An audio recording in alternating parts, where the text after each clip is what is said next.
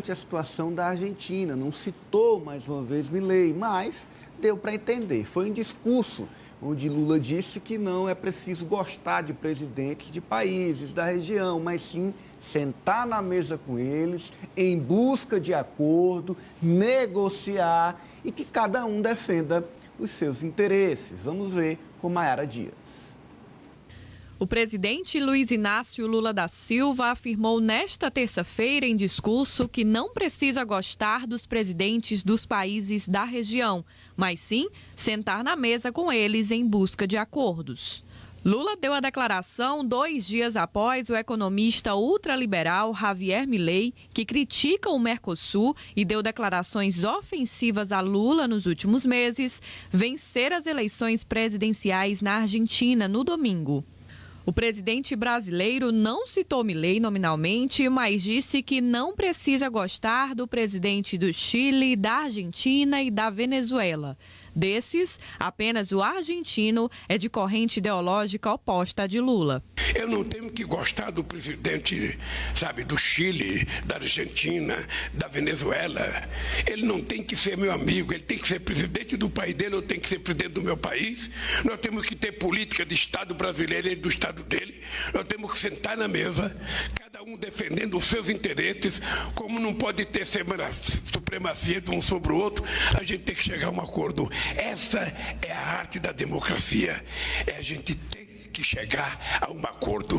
E aí é preciso ter capacidade de negociação, ter capacidade de convencimento. Lula deu as declarações em um discurso na cerimônia de formatura de novos diplomatas no Instituto Rio Branco, escola de formação do Ministério das Relações Exteriores. Eu acho que nós estamos numa fase melhor do que a gente estava quando eu deixei a presidência.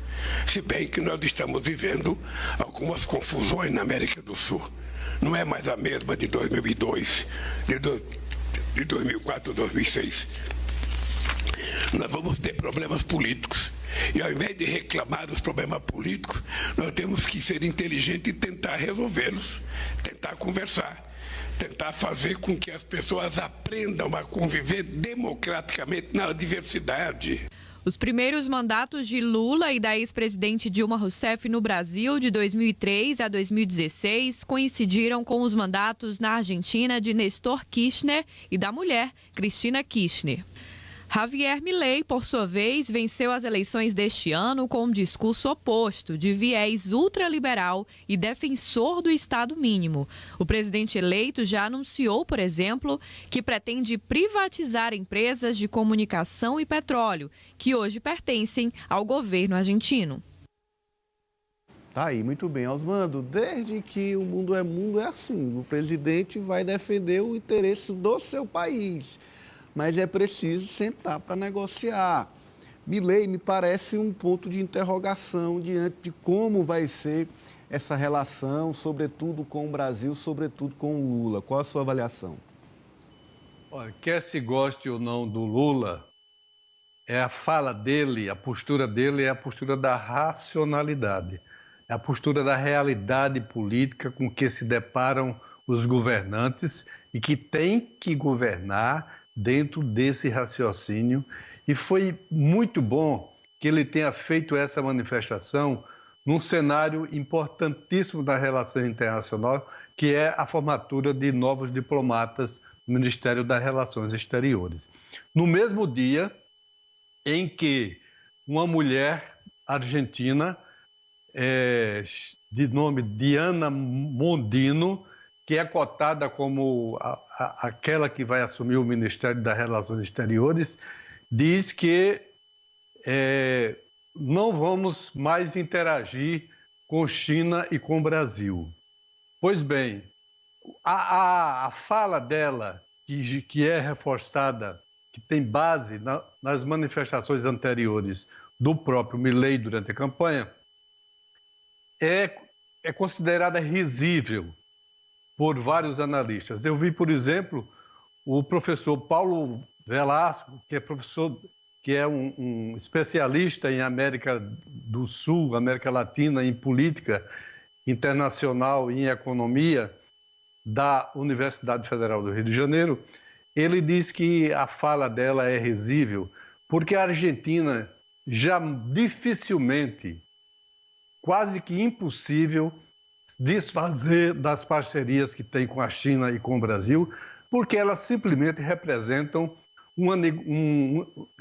negócios nas relações de trocas de comércio da ordem de 30 bilhões de reais. Então, como é que um país com 143% de inflação registrada em outubro, sem lastro financeiro, sem reserva, com a economia em frangalhos já dolarizada,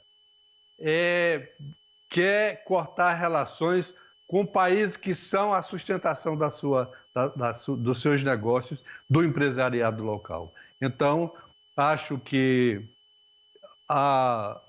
o Milei, ao ser recebido hoje pelo Fernandes, o Fernandes dá uma demonstração ao contrário do Brasil, o derrotado chama o vitorioso para conversar. Aqui no Brasil ele queria era um golpe de Estado. Então, nós estamos diante de uma realidade dura, sensível, delicada, mas que dificilmente o Milei terá condições alguma, até porque ele depende do Congresso para pôr medidas desse porte, de cortar relações com o Brasil, com a China, de acabar com o Banco Central, de retirar todos os recursos de educação, saúde e transporte público e de fazer as privatizações de negócios essenciais, de serviços essenciais como ele deseja privatizar. João. Primeiro, a minha preocupação maior não é nem a política econômica, nem as propostas dele. É o risco que elas representam, não só para a Argentina, mas para todo o continente, principalmente para o continente sul-americano. O que tem de mais preocupante aí é que ele tem quase só 10%. Dos 250 deputados, ele tem 38. Dos 57 senadores, ele tem 8. Nenhum governador. Nenhum governador. E lá é uma república federativa, não é como no Brasil, que a república federativa só está no nome, não. Inclusive com vários estados tendo Câmara e Senado, legislando em quase todas as matérias, menos defesa nacional e política econômica, que é onde ele está prometendo fazer aí um escarcéu. Tem coisa que ele promete que até que é competência dos governadores, que ele não tem nem como fazer. Mas o pior dessa aí, eu vejo aí, é como esse rapaz vai conduzir o país quando ele não conseguir aprovar as coisas que ele está dizendo. Por quê? Porque com essa bancada que ele fez, ele não consegue aprovar nada. E os projetos dele são lunáticos, difícil de se engolir, porque não tem cabimento nenhum. Por exemplo, vou extinguir o Banco Central. Sim, quem vai regular a política de juros e a política econômica? Simplesmente vai deixar no mercado, é uma coisa completamente fora de lógica, né? A primeira. A segunda, a dolarização da economia. Não se faz valorização da economia anunciando que se vai fazer. Porque senão o Tesouro Americano massacra. Então, um negócio completamente descabido. A minha preocupação maior é o risco que ele representa. Por quê? Porque esse rapaz não conseguindo fazer as reformas, que não vai conseguir, porque é uma coisa de maluco mesmo, tem um monte de proposta que só a pessoa que não tem conhecimento de nada aceita aquilo como uma proposta, não como um delírio. Então, você pega ele nessa situação, ele é acuado pelo Congresso, o risco dele tramar um golpe lá é altíssimo. É altíssimo porque esse cara tem cara de pau para mais disso. Olha, vamos avançar.